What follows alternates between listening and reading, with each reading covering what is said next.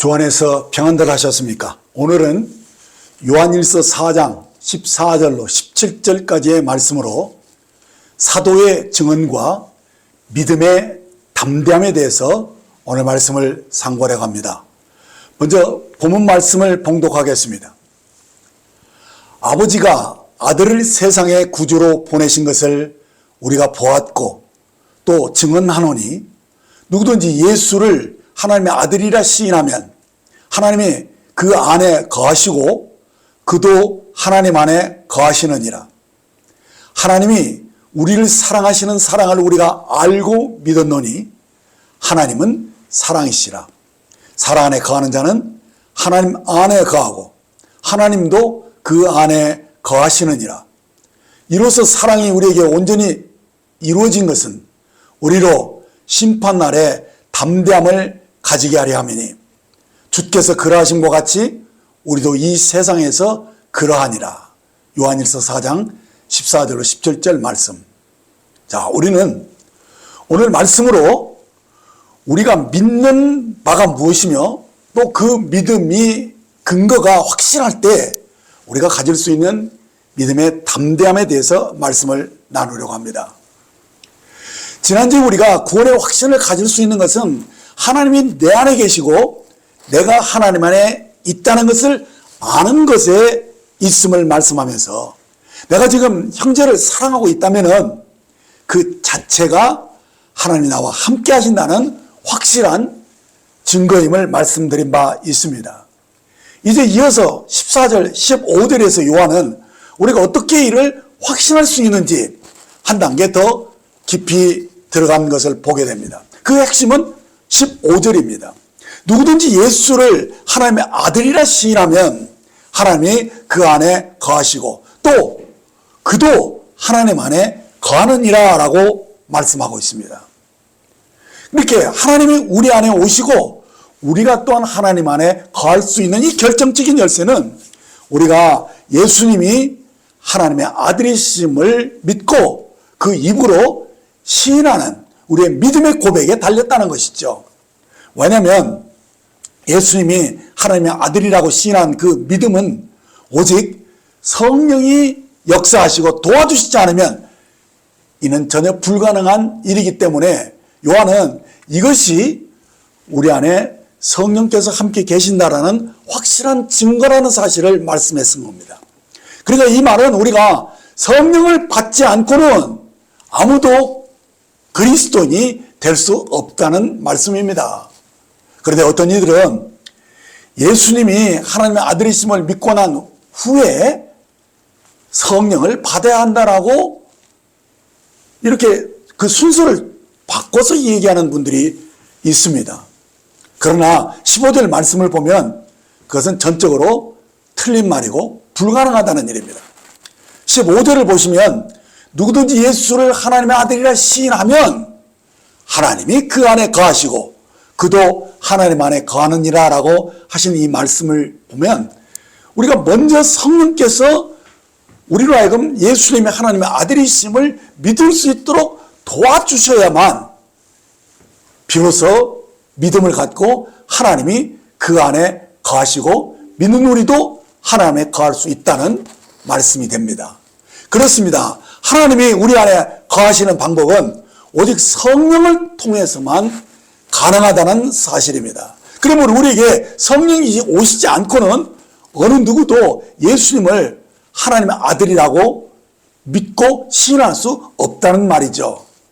그런데 어떤 이들은 이 순서를 바꿔놓으면서 성령이 오시지 않은 상태에서도 예수님을 믿는 것처럼 예수님을 이미 믿고 그리고 나서 그 후에 성령을 받아야 된다라고 그 순서를 뒤바꿔 나왔는데 이것은 매우 비성경적인 가르침입니다. 고린도서 12장 3절에 보면 그러므로 내가 너희에게 말하노니 하나님의 영으로 말하는 자는 누구든지 예수를 저주할 자라 하지 아니하고 또 성령으로 아니하고는 누구든지 예수를 주시라 할 수 없느니라 라고 말씀하신 것을 보게 됩니다. 그래서 요한도 예수님을 하나님의 아들로 시인하면 그 자체가 이미 성령이 오셔서 그 안에 거하신 것이라고 말씀하고 있는 것을 보게 됩니다. 이렇게 우리에게 진정한 믿음을 주는 분은 오직 성령이시므로 성령의 도우심이 없이 어느 누구도 예수님을 하나님의 아들이라고 믿을 수 없다는 것입니다. 그러므로 예수님을 믿고 난 후에 성령을 받아야 한다, 이렇게 가르치는 것은 매우 비성경적인 가르침입니다. 물론 이 가르침이 예수님을 믿는다고 교회에 이미 들어온 사람들에게 이제 다시 거듭나야 한다는 말을 하는 것은 어렵죠. 그러니까 그냥 일단 교회 나온 사람들을 예수 믿는 사람으로 그냥 간주하고 그 사람들에게 성령을 받아낸다고 말함으로써 성령으로 사는 것을 가르치려고 하는 의도는 알겠지만, 그러나 그렇게 말하는 것은 사람들에게 어려움을 줍니다. 차라리 정직하게 여러분들 지금 진정으로 믿고 있습니까?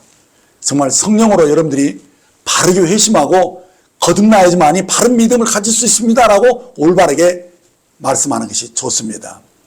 많은 이들이 교회에 다니고는 있지만은 진정으로 회심을 경험하지 않고 정말 자신이 죄인인 것을 알고 할 수 없는 죄인이 하나님의 은혜로 구원받은 이 놀라운 사실들을 깨닫게 하는 그 성령님의 역사가 없는 상태에서 그저 교회의 분위기 속에서, 그 친교하는 분위기 속에서 그냥 이미 교회에 다니면서 교회의 일원이 되어버리니까 그 사람을 그냥 예수 믿는 사람으로 인정하고, 그러고 나서 그에게 성령 체험을 하게 하기 위해서 뒤늦게 성령을 받아야 된다고 말하는 것은 어폐가 있다는 것입니다.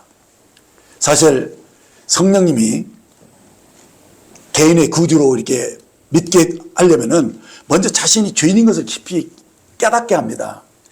그래서 정말 이 죄를 자기 스스로 해결할 수 없고 아무리 노력하고 했어도 이 죄 문제를 자기를 스스로 해결할 수 없다라고 완전히 정말 자기 절망 상태에 빠져 있을 때에 성령님이 그에게 눈을 열어서 그리스도 예수를 믿게 하고 그렇게 해서 거듭나게 하시는 거거든요.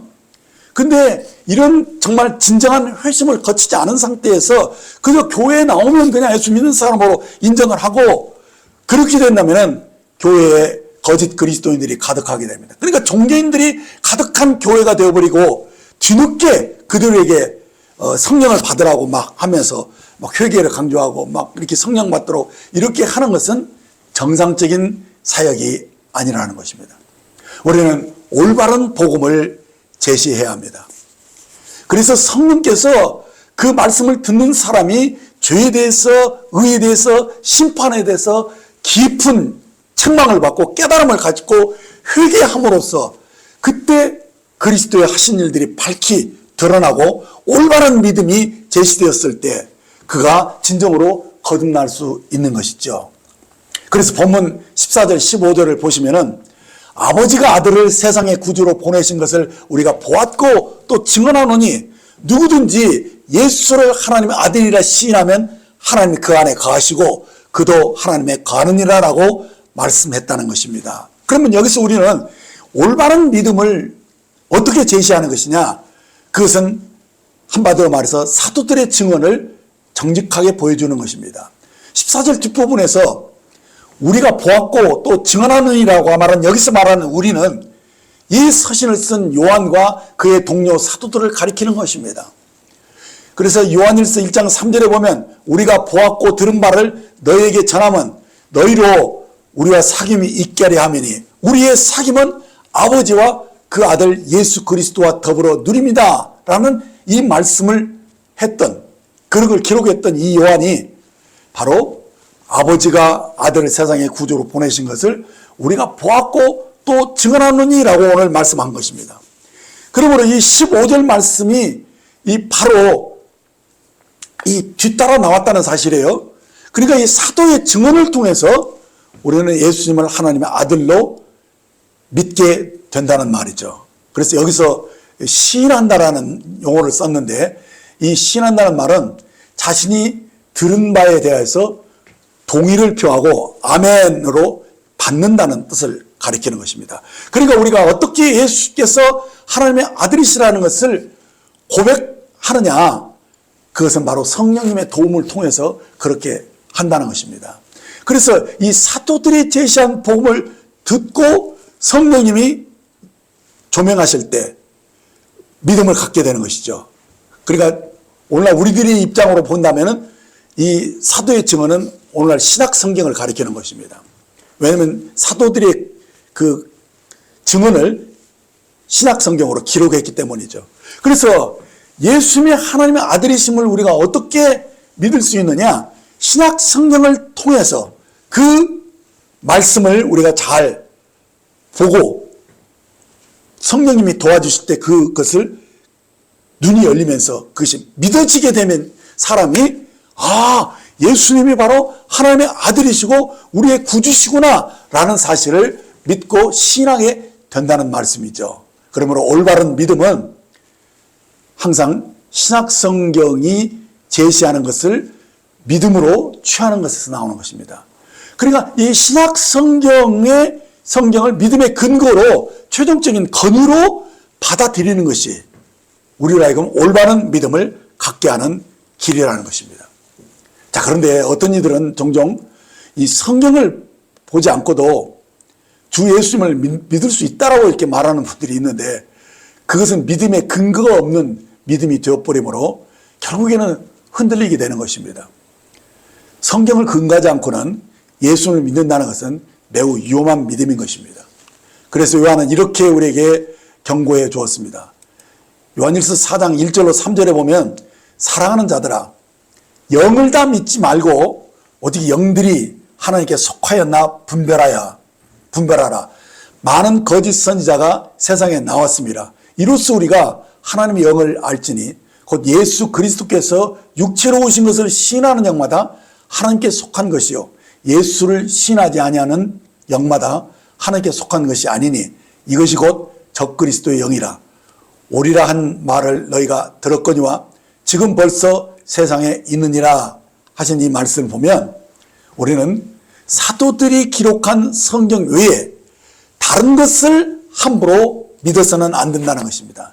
왜냐하면 다른 복음을 받아들인다는 것은 곧 다른 예수를 믿는 것이고 다른 예수를 믿는다는 것은 결국 다른 영을 받게 되는 두려운 일이 되기 때문인 것입니다. 그래서 이 올바른 믿음이라는 것은 항상 사도가 증거하는 말씀, 곧 신약성경이죠. 이 신약성경을 신앙생활의 최종적인 권위로 인정하는 그 믿음이 바른 믿음이라는 사실을 확실히 아셔야 할 것입니다. 그래서 여기서 요한이 중요하게 여긴 것은 하나님을 바르게 하는 것입니다. 하지만 어떻게 하면 내가 하나님을 바르게 할 수 있다는 말입니까? 요한은 앞절에서 어느 때나 하나님을 본 사람은 없을 때라고 말씀했습니다. 하지만 요한은 오늘 말씀에서 아버지가 아들을 세상의 구주로 보내신 것을 우리가 보았고 또 증언하느니 라고 요한은 예수님을 직접 본 사람인데 예수님이 어떤 분입니까? 예수님이 이렇게 말씀하셔요. 나를 본 자는 아버지를 보았다. 말하신 이 예수님을 직접 본 사도로서 신약성경을 기록했다는 거예요. 그러므로 우리에게 하나님을 보여준 예수님을 직접 만난 이 사도들의 증언, 이 신약성경을 믿음의 근거로 할 때에 대해 우리가 바른 믿음을 가지고 거듭날 수 있다는 것입니다. 그래서 믿음은 사도들이 전해 준 말씀을 그 내용을 우리가 마음으로 믿고 입으로 시인할 때 구원을 받는 것이죠. 자, 그런데 16절 말씀을 보면 하나님이 우리를 사랑하시는 사랑을 우리가 알고 믿었느니 하나님은 사랑이시라. 사랑 안에 거하는 자는 하나님 안에 거하고 하나님도 그 안에 거하시니라 라고 말씀해 준 것을 봅니다. 여기 보면 사도들이 전해준 복음의 핵심은 하나님의 사랑이라는 것입니다. 자, 이것이 하나님의 사랑이라는 것이 우리 마음에 믿어져야만 비로소 우리 마음이 열리고 하나님을 신뢰하는 믿음을 가짐으로써 성령이 우리 안에 오실 수 있다는 것입니다. 그래서 요한은 이 요한복음 이 3장 16조에서 하나님이 세상을 이처럼 사랑하사 독생자를 주었으니 이는 그를 믿는 자마다 멸망치 않고 영생을 얻게 하려 하십니다라고 이 하나님이 우리를 구원하시기 위해서 독생자를 보내신 사실들을 증거했던 겁니다. 그래서 예수님이 우리를 대신해서 세상죄를 지고 가신 그 자체가 하나님의 사랑을 나타낸 것이고, 우리가 그 사랑을 깨달을 때 거기서 모든 죄를 용서받고 우리가 하나님의 자녀가 되는 이 은혜를 입게 되는 것인데, 이 본문 이 16절에서 말씀하시는 것이 바로 그거예요. 하나님이 우리를 사랑하시는 사랑을 우리가 알고 믿었느니 하나님은 사랑이시다라는 이 말씀이 실제로 연결돼서 깨달아져야 한다는 것입니다. 이처럼 우리는 하나님의 사랑이심을 알고 믿는 것입니다. 이 하나님의 사랑의 사실을 알지 않으면 믿을 수 없다는 거예요. 또 믿어도 그거 다른 것을 믿는 것이죠. 그래서 주님이 우리의 모든 죄를 대신 지구시고 하시고 우리를 대신해서 저주와 형벌을 받으셨음을 알 때, 아, 하나님이 우리를 사랑하시는구나 하는 것을 이렇게 알게 돼, 연결돼서 알게 되는 거예요. 그래서 이 십자가를 통해서 우리의 모든 죄가 다 용서된 이 사실들이 믿어지는 것이죠. 그러면서 하나님의 사랑을 깨닫는 거예요. 하나님의 사랑을 깨달을 때 마음이 열리고 하나님을 받아들이는 거죠. 그러면서 하나님이 우리 안에 오시기 때문에 우리도 하나님 안에 거하게 되면서, 여기서 하나님에 거하는 자는, 사랑 안에 거하는 자는 하나님 안에 거하고 하나님도 그 안에 거하시느냐라고 말씀하는 것이 이루어지는 것이죠. 여기서 우리가 사랑 안에 거한다는 것은요, 하나님을 사랑으로 믿기 때문에 하나님에 대한 신뢰하는 마음이 생겨요. 그래서 신뢰할 때 어떠니까 그 품에 안길 수 있다는 의미죠. 그래서 자발적으로 우리가 하나님의 사랑 안에 들어가는 그런 현상을 말하는 것입니다. 그래서 영어로 믿음을 말할 때는요, believe in이라고, 언제나 이 belief에는 in이 뒤따라오게 되어 있습니다. 그래서 우리가 믿음으로 하나님 안에 거할 때 하나님도 우리 안에 거하신다라고 말씀하는 거예요. 이는 우리가 하나가 온전히 하나가 되는 그런 유기적인 연합을 가리키는 것입니다. 이것은 마치 가지가 포도나무에 붙어 있는 것처럼 우리가 그의 생명 안으로 들어가서 살게 됨으로써 우리에게 하나님의 생명이 우리에게 들어오는 것입니다. 그래서 생명이, 가지가 포도나무에 붙어 있을 때 생명이 공급되는 것처럼 우리가 하나님 안에 거할 때 하나님 우리 안에 생명으로 오시고, 그 생명으로 오신 주님이 우리 속에서 그의 성품을 나타내는 그런 유기적인 관계가 자연스럽게 이루어진다는 말씀입니다. 자, 이제 17절을 보겠습니다. 이로써 사랑이 우리에게 온전히 이루어진 것은 우리로 심판날에 담대함을 가지게 하려 함이니, 주께서 그러하신 것 같이 우리도 이 세상에서 그러하니라라고 말씀한 것을 보게 됩니다. 여기서 이로써라는 말은요, 이 16절에서 하나님과의 연합을 통해서 우리에게 하나님의 사랑이 온전히 이루어지게 된 것을 전제로 해서 지금 우리에게 놀라운 이 두 가지 놀라운 은혜가 주어졌음을 말씀해 주고 있습니다.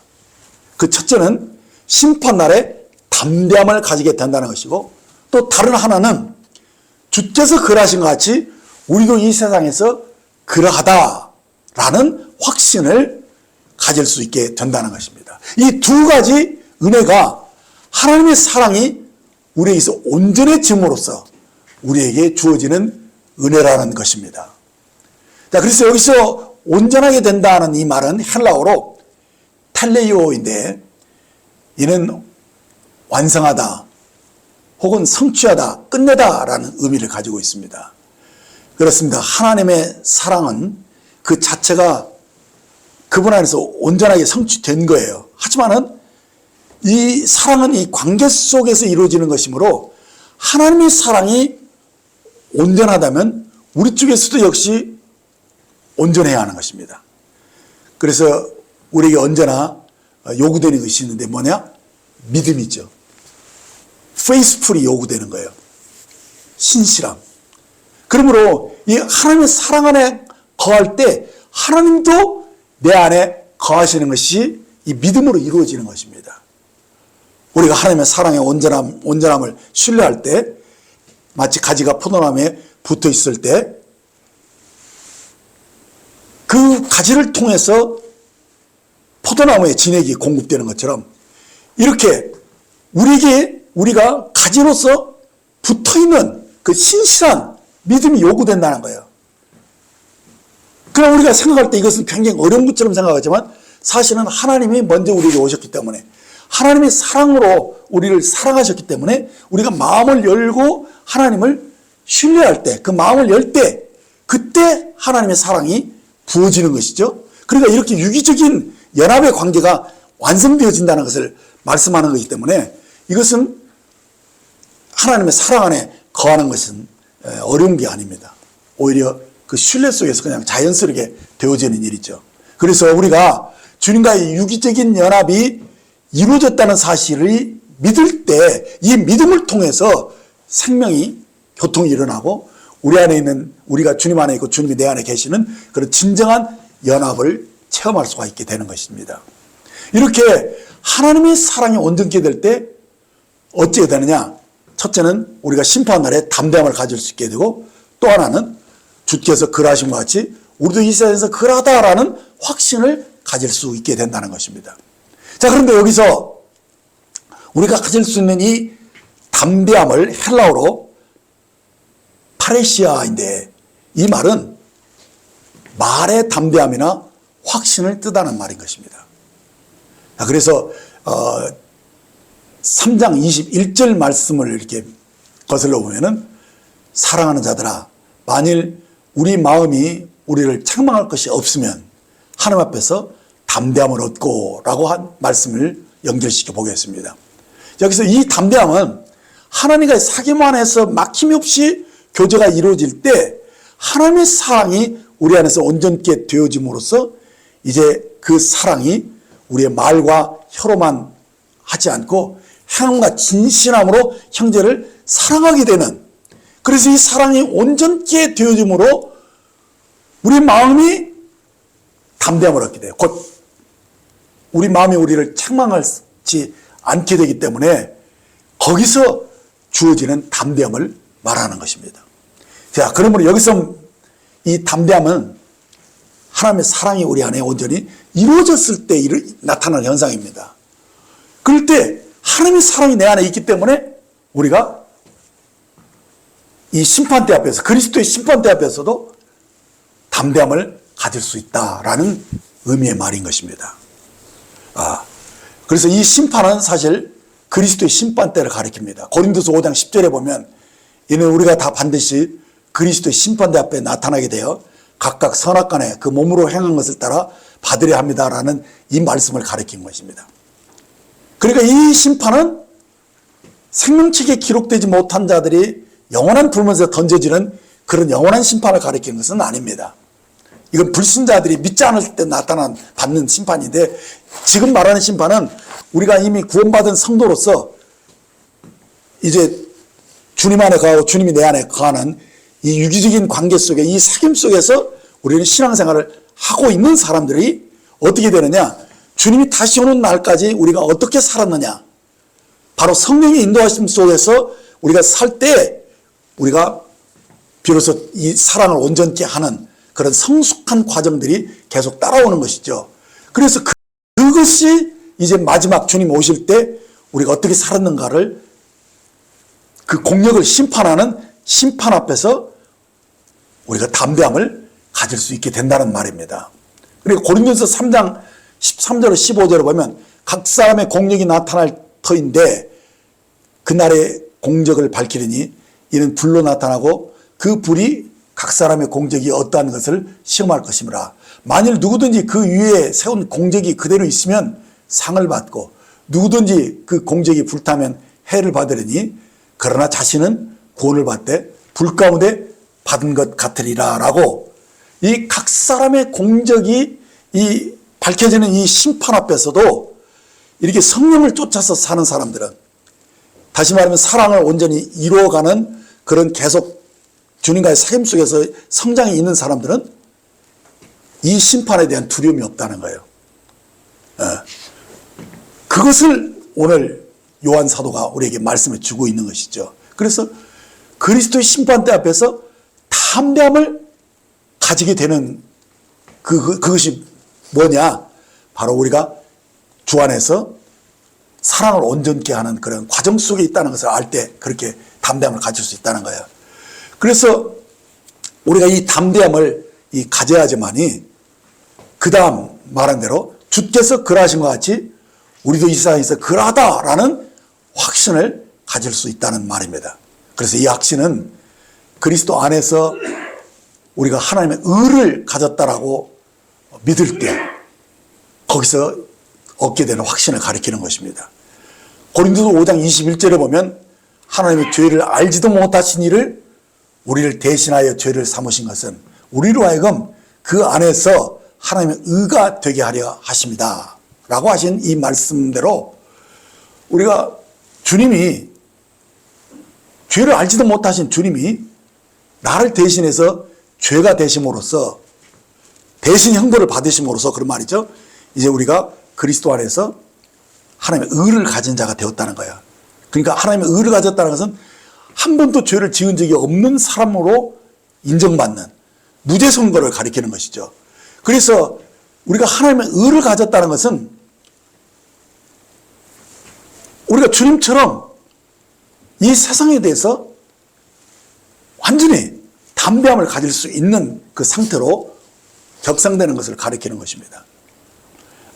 그래서 하나님의 의를 가졌다는 것 때문에 우리가 주님처럼 이 세상에 대해서 우리가 담대함을 가지고 살 수 있다는 말이죠.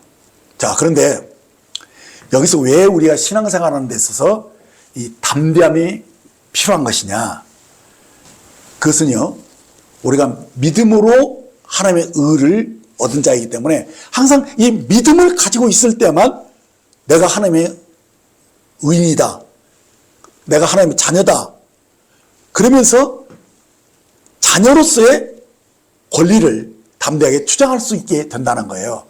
그래서 이 담대함을 잃어버리게 되면 마음이 나에게 책망할 것을 자꾸 지적하면서 너 왜 이렇게 살아야 이렇게밖에 못 사냐 이렇게 하는 그런 그 지적을 받게 되면요, 담력을 딱 잃어버리게 되면 우리가 하나님의 자녀로서 우리가 다스릴 권세도 있고 또 기도하면 응답된다는 그런 확신도 갖는 것이 마땅한데 그런 응답에 대한 확신과 이 권세를 사용할 수 있는데 그 마음의 담력을 잃어버리게 되는 거예요. 그래서 우리가 비록 자녀일지라도 또 왕같은 제사장처럼 그렇게 세워졌을지라도 이 담대함이 없으면은 하나님의 의를 가진 자로서 정결한 신부로 살지도 못하게 되고 또 우리가 기도했어도 그 기도한 것을 주님이 들으실 것이다라는 믿음이 생기지 않는 거예요. 그래서 이 믿음에 이 담력이 없으면 기도도 제대로 못할 뿐만 아니라 기도하고도 그것이 응답받을 것을 믿지 못하는 그런 안타까운 상태로 전락된다는 거예요. 그래서 우리 신앙생활에서 이 담대함이 굉장히 필요하다는 거예요. 이 담대함이 없이는 실제로 의롭게 거룩하게 살 수가 없어요. 그래서 어떻게 우리가 담대함을 가지는 것인가, 이것을 오늘 말씀을 통해서 정확하게 여러분들이 보고 믿으셔야 돼요. 자, 3장 21절 22절을 다시 보겠습니다. 사랑하는 자들아, 만일 우리 마음이 우리를 책망할 것이 없으면 하나님 앞에서 담대함을 얻고 무엇이든지 구하는 바를 그에게서 받나니 이는 우리가 그의 계명을 지키고 그 앞에서 기뻐하시는 것을 행함이라 하시는 이 말씀을 놓고 보면 이 기도 응답에 대한 확신은 우리 마음이 우리를 책망할 것이 없어야 그 담대함을 가질 수 있다는 거예요. 그래서 이 담대함이 있어야만이 우리가 자녀의 권세를 비로소 사용할 수 있다는 거예요. 자, 그런데 왜 우리가 기도해 놓고도 믿지를 못하느냐? 그건 우리 마음이 나를 책망하고 있기 때문에 그러는 거예요. 그러니까 제대로 하나님 앞에서 의롭게 살지 못하고 또 사랑해야 할 자를 마땅히 사랑하지 못하면은 우리 속에서 그 양심이 나를 책망하기 때문에 그 양심의 소리 때문에 우리들이 약해져 버리는 거예요. 믿음을 구사하지 못하게 되는 어려움을 안게 된다는 거예요. 그래서 이 믿음으로 기도하지 않으면요, 사실 아무것도 얻지 못하는 거예요. 야고보서 1장 6절로 8절로 보면 오직 믿음으로 구하고 조금 더 의심하지 말라. 의심하는 자는 마치 바람에 밀려 요동하는 바닷물결 같으니 이런 사람은 무엇이든지 주께 얻기를 생각하지 말라. 두 마음을 품어 모든 일에 정함이 없는 자로다라고 말씀한 것을 보게 되면 이 기도는요, 우리가 정말 기도한 것을 받을 줄로 믿어야지만이 그 기도 응답을 받을 수 있다는 거예요. 근데 기도해놓고도 의심을 하면, 그러니까 어떻게 의심이 됩니까? 마음에 책망이 딱 이렇게 있는 것이 느껴지게 되면, 담력을 딱 잃어버리면 의심이 오거든요. 자, 그렇기 때문에는 주께서 그러하신 것 같이 우리도 세상에서 그러하다라는 이 담력을 가지지 못하게 되는 거예요. 그러면 어떻게 되느냐? 이 담력을 가지지 못하면은 우리가 믿음도 가질 수 없다는 것이죠. 요한일서 3장 3절과 7절을 보시면 주를 향하여 이 소망을 가진 자마다 그의 깨끗하심과 같이 자기를 깨끗하게 하느니라. 자녀들아, 아무도 너희를 미혹하지 못하게 하라. 의를 행하는 자는 그의 의로우심과 같이 의롭고, 자, 이렇게 하신 말씀을 보게 되면 여기 보면 그의 깨끗하심과 같이 자기를 깨끗하게 한다라고 말씀했고요. 그 의로우심과 같이 의롭게 사는 것을 말씀했다는 사실이에요. 자, 이것이 우리가 깨끗한 삶을 살고 의롭게 사는 삶이 우리에게 뭘 주느냐? 담대함을 가져다 준다는 거예요. 그래서 우리가 그냥 복음을 듣고 내가 자녀가 되었다라는 그 확신도 귀중한 출발이 되지만은 우리가 하나님의 의를 가진 자로서 깨끗하게 살고 그리고 의롭게 거룩하게 사는 것이 뒤따라오지 않으면 믿음이 계속 지속되지 못한다는 거예요. 담대함을 잃어버리게 되면 우리가 그리스도인다운 그런 삶을 결코 살 수가 없게 된다는 것이죠. 그래서 우리가 이 진리를 믿는 자라면은 내가 의롭게 되었고 하나님의 의를 가졌다라는 이 확신을 가진 사람이라면 당연히 우리도 깨끗하게 소망을 가진 자처럼 깨끗하게 살아야 되고 의롭게 살아야 된다는 거예요. 그래야 믿음의 담력을 가지고 자녀의 권세를 비로소 사용할 수 있다는 거예요. 그래서 실제로 깨끗하게 살고 의롭게 살지 않으면 하나님 앞에서 합당한 그런 믿음을 구사할 수가 없는 것이죠. 그러면 기도도 힘없어지고 정말 우리가 삶에 어떤 그런 확신도 없이 그냥 살게 되는 것이죠. 자, 마가복음 11장 23절 24절을 보시면 내가 진실로 너에게 이르노니 누구든지 이 산더러 들려 바다에 던지라 하며 그 말하는 것이 이루어진 줄 믿고 마음에 의심하지 아니하면 그대로 되리라.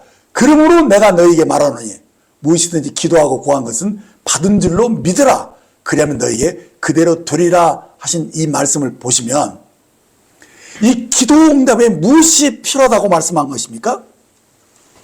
구한 것을 받은 줄로 믿으라 이렇게 말씀하잖아요.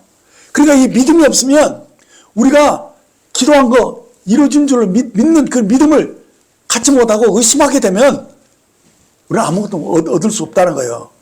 그러나 우리가 내가 구한 것을 받을 걸로 믿고 의심하지 않으면 그대로 된다는 거예요. 그러니까 우리 마음에 이 담대함이 요구된다는 거예요. 이 담대함이 없으면 믿음을 가질 수 없고 믿음을 갖지 못하면 우리의 응답도 얻을 수 없다는 사실이죠. 그래서 우리들이 모든 매사에 살 때 우리로 심판날에 담대함을 가지고 사는 이 믿음을 갖는 것이 얼마나 중요한지 모릅니다. 이 믿음이 있을 때 주께서 그러하신 같이 우리도 이 세상에서 그러하다라는 그런 자녀의 권세를 당당하게 주장할 수 있는 그런 믿음의 사람이 될 수 있다는 것입니다. 그러니까 우리가 하나님의 사랑 안에 거하고 그 사랑이 우리 안에 온전케 되어짐으로써 우리가 이렇게 떳떳하게 정말 깨끗하고 의롭게 사는 그런 삶이 제대로 되어져야지만요. 사랑도 온전하게 이루어진다는 거예요.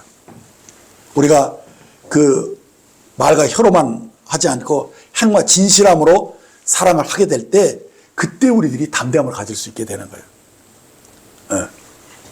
그래서 우리 기도 응답에도 항상 내가 주님 안에 있고 주님이 내 안에 있고 이렇게 주님으로 말미암아서 내가 언제든지 깨끗하고 의롭게 의로운 사람으로 살고 있다라는 그런 확신이 우리에게 꼭 필요하다는 사실이에요. 자, 그래서 요한복음 15장 7절을 보면요, 너희가 내 안에 거하고 내 말이 너희 안에 거하면 무엇이든지 원하는 대로 구하라 그리하면 이루리라, 이렇게 말씀하신 구절을 보게 됩니다. 자, 이렇게 우리가 가지가 포도나무에 붙어 있는 것처럼 우리가 주님 안에, 또 주님이 내 안에 거하실 때 말씀으로 거하시는 거거든요. 그러면 말씀이, 주님이 내 안에 말씀으로 딱 오시면 그 말씀을 붙잡고 기도하는 사람이면 무엇이든지 원하는 대로 다 얻을 수 있다는 얘기예요. 그러니까 중요한 것은 바로 주님과의 내가 온전한 연합 속에서 내가 주님 안에 있고 주님이 내 안에 말씀으로 살아 계신다는 이 확신을 가지고 사는 것이 이렇게 중요하다는 거예요. 제가 오랫동안 이 심장과 콩팥이 약해서 소변에 거품이 계속 나오고 있었어요. 그래서 이 병은 저희 집안 식구들이 뭐 다 이렇게 신장이 약해서 그러느니 이렇게 하고 살아왔는데, 그런데 최근에 이 거품이 막 더 심해지는 것을 보고서 걱정이 됐어요. 그래서 기도를 했는데 별 차도가 없더라고요. 그래서 여러 해 그렇게 살았기 때문에 에이, 그런가 보다 하면서 내가 담대하게 주님 앞에 믿음을 구사하면서 기도하지를 않았던 것 같아요. 자, 그런데 어느 날 주님이 너 왜 기도하고도 그것에 대한 믿음을 구사하지 않느냐? 네가 기도했으면 기도하는 것이 이루어진 줄 믿어야 되는 거 아니냐? 라고 성령께서 저에게 그것을 지적해 주셨어요. 그래서 그때 그렇구나, 내가 믿음을 구사하지 않고 기도했구나, 그것을 인식하고는 제가 여기서 마음을 새롭게 해서 담대하게 내 명령 기도를 딱 했어요. 소변에 거품은 사라지고 신장의 기능은 정상으로 회복될지어다, 이렇게 담대하게 명령을 하고 그것을 믿었어요. 그러고 난 후에 놀랍게 제가 소변을 보았을 때 그 소변의 거품이 감쪽같이 사라진 것을 볼 수 있었어요. 얼마나 감사했는지 몰라요. 바로 그것이에요. 우리가 주님 안에 있고 주님이 내 안에 거하시면서 그 담대한 믿음을 가졌을 때 그 자녀의 권세를 사용할 수가 있다는 것이죠. 요한복음 15장 16절 17절을 보면 너희가 나를 택한 것이 아니요 내가 너희를 택하여 세웠나니 이는 너희로 와서 열매를 맺게 하고 또 너희 열매가 항상 있게 하여 내 이름으로 아버지께 무엇을 구하든지 다 받게 하려 합니다. 내가 이것을 너희에게 명함은 너희로 서로 사랑하게 하려 함이라 하신 이 말씀을 제가 확실하게 이렇게 붙잡을 수 있었고, 이 말씀이 우리에게 이미 응하여졌구나를 알게 된 것입니다. 그렇습니다. 우리에게 이런 믿음을 주신 것은요, 다른 게 아닙니다. 너희로 서로 사랑하게 하려 하시려는 하나님의 의도가 있는 것입니다. 그래서 정말 이 말씀대로 정말 우리가 서로 사랑하기를 힘쓰고 사랑 안에 사랑을 온전케 하려고 할 때 이런 놀라운 주님과의 연합을 통해서 나타나는 그런 성령의 열매가 풍성하게 맺어진다라고 믿습니다. 자, 오늘 저는 이 말씀을 오늘 말씀의 결론으로 내리려고 합니다. 요한은 이 서신에서 하나님은 사랑이다라고 말씀하셨습니다. 그러므로 우리는 성경을 하나님은 사랑이시다라는 관점으로 이렇게 다 연결시켜서 보는 믿음이 필요합니다. 그러니까 성경은 단순히 우리가 죄 사함을 받은 것을 알려주는 책으로만 그치지 않고 구원받은 우리가 어떻게 살아야 하는지, 곧 사랑을 온전케 이루는 그런 참된 지혜를 우리에게 주고 있다는 것입니다. 그래서 하나님은 우리로 사랑으로 살게 하시려고 우리를 부르셨다는 사실입니다. 그래서 어떤 의미에서 이 땅의 모든 피조물은 사랑을 받게 될 때 생명을 누리게 되는 것입니다. 그러니까 사랑받는다는 확신이 있을 때 우리들의 마음에 큰 평안과 확신이 오고 담대함을 가지면서 풍성한 열매를 맺는다는 거예요. 그러나 사랑을 받지 못하면 결국 우리들이 마음이 파리해지고 죽음에 이르게 되는 것입니다. 그래서 인간의 죽음은 사실상 죄로 인해서 하나님의 사랑이 믿어지지 않을 때, 그리고 사랑을 의심하고 하나님과 관계가 틀어질 때 나타나는 것이 바로 사망인 것입니다. 그러므로 우리의 삶이 모든 문제의 근원은 무엇이냐? 그것은 우리에게 사랑의 결핍에서 일어나는 문제라는 것입니다. 그래서 우리가 어렸을 때 사랑을 충분히 받지 못하고 자란 사람들은요, 그래서 왜곡된 사랑을 받은 사람들은 성인이 되어서도 그 사랑의 결핍 때문에 많은 어려움을 겪고 또 트러블 메이커로 이 세상에서 문제를 일으키는 사람이 되는 것을 보게 됩니다. 그렇습니다. 하나님께서 태초에 아담을 창조하셨을 때 아담은 하나님의 사랑의 대상으로, 그래서 사랑을 충분히 받고 그 받은 사랑으로 하나님을 대신해서 모든 만물을 다스리도록 세움을 입은 사람이에요. 그래서 하나님 모든 만물을 아담에게 맡겼었던 것은 먼저 하나님께 사랑을 받고 그 사랑으로 모든 만물들을 다스리도록 하셨다는 사실입니다. 그런데 인간이 타락하면서 어떻게 됐습니까? 이 하나님의 사랑을 의심하게 됐잖아요. 그리고 스스로가 선과 악을 스스로가 구별하는 하나님처럼 그렇게 되려고 하면서 결국 하나님과 관계가 깨지고 하나님과 등을 돌리고 살면서 우리 인간에게 죽음이 찾아온 것입니다. 그렇게 하면서 어떻게 되느냐? 하나님 사랑을 나눠주는 자로 우리를 부르셨는데 오히려 사랑의 결핍 때문에 사랑을 빼앗는 자로 나타나는 것을 보게 됩니다.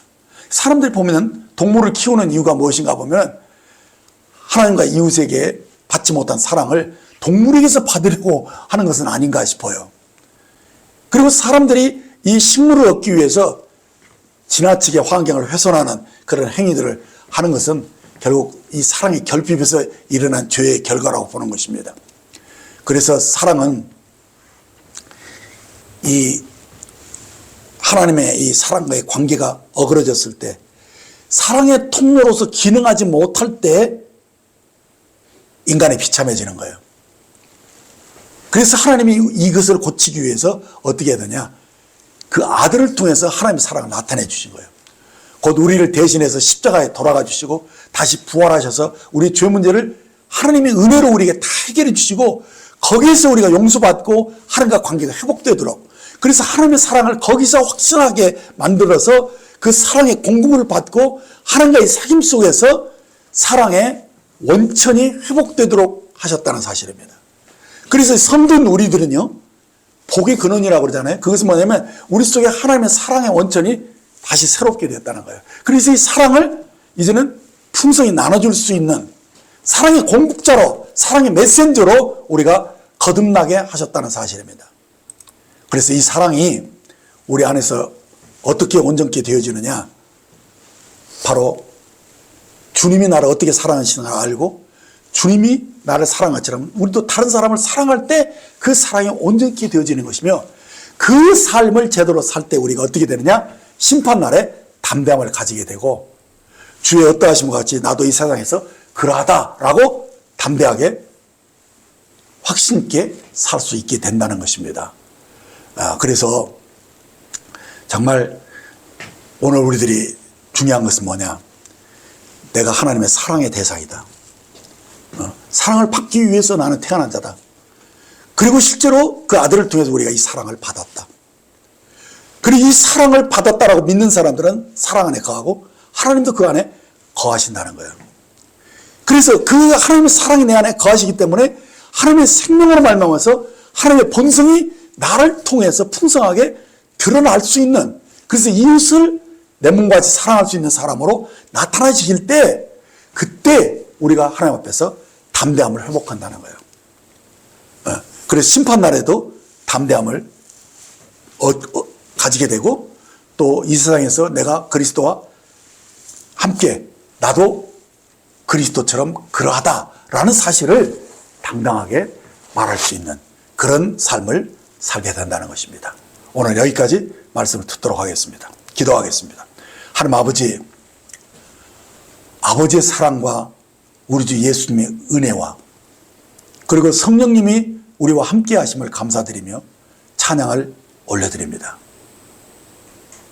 저의 메마른 가슴에 복의 근원인 사랑의 샘을 회복해 주심을 감사드립니다. 이제 우리가 이 사랑을 내 이웃에게 흘려보냄으로써 우리에게서 사랑이 온전해짐으로써 우리는 심판날에 담대함을 가질 수 있을 뿐 아니라 우리 주님의 어떠하심과 같이 우리도 세상에서 그러하다는 확신을 가질 수 있다는 이 사실을 깨닫게 되었습니다. 감사합니다. 가지가 포도나무에 붙어 있으므로 절로 과실을 맺는 것처럼 우리가 주님 안에서 풍성한 열매를 맺도록 저희를 부르시고 저희를 택해 주신 은혜를 다시 한번 감사드립니다. 이제 주님 오실 날 얼마 남지 않았는데 아직도 이 복음을 듣지 못하고 이 사랑을 공급받지 못한 여러 사람들에게 우리가 이 복음을 전하고 이 사랑을 전달할 수 있는